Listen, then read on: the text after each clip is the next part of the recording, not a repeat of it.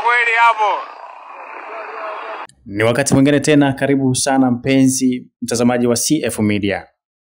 Na hii ni makala fupi kuhusiana na usafiri wa hapa jijini Dar es Salaam. Lakini kabla ya yote ni kurudisha nyuma kidogo. Ilikuwa mwaka 2016 ambapo magari yaendayo kasi maarufu kama mwendo kasi yalianza safari zake katika jiji la Dar es Salaam. Wananchi walifurahi sana kwani shida ya usafiri ilikuwa inaenda kuisha kwa wakati huo. Miaka ilienda, miaka ikasogea. Na miaka ya hivi karibuni usafiri huu wa mwendo kasi ukaanza kuwa kikwazo kwa wananchi wa Kimara na maeneo mengine hapa Dar es Salaam. Shida zilianza. Kukaa stendi masaa matatu ilikuwa kama kawaida. Ilikuwa kawaida kwa wananchi kushindwa kujizuia. Uvumilivu ni muhimu sana, lakini unapovumilia huku unaumia, unakuwa kama mtumwa. Kukanyagana kwenye mabasi ilikuwa ni kama jambo la kawaida.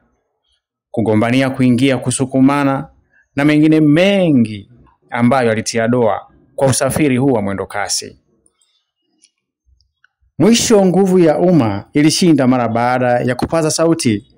Sauti hizi zilimwibua mkuu wa mkoa wa Dar es Salaam, Albert Chalamila. Na mwanga ukaanza kuonekana. Asubuhi yake magari mapya ya mwendo kasi yakaanza kukomboa sauti iliayo nyikani. Sauti hizo zikamwibua pia Waziri Mkuu wa Jamhuri ya Muungano wa Tanzania, Mheshimiwa Kassim Majaliwa. Sauti hizo pia zikamwibua rais wa nchi na akatengua nafasi za vigogo ambao walionekana kushindwa kutatua adha hii iliyokuwa chungu hasa kwa wakazi wa Kimara. Kwa watoto wa kishua wenye magari mazuri hawezi kuelewa namna ambavyo wananchi walivyokuwa wanateseka na usafiri huu. Tunaiomba serikali isisubiri wananchi mpaka wapaze sauti. Hapana, ina wajibu wa kutatua changamoto za wananchi. Asante sana wananchi. Asante sana sauti iliayo nyikani. Mimi ni Jackson Wilson na mwandaaji ni Jacqueline, videographer.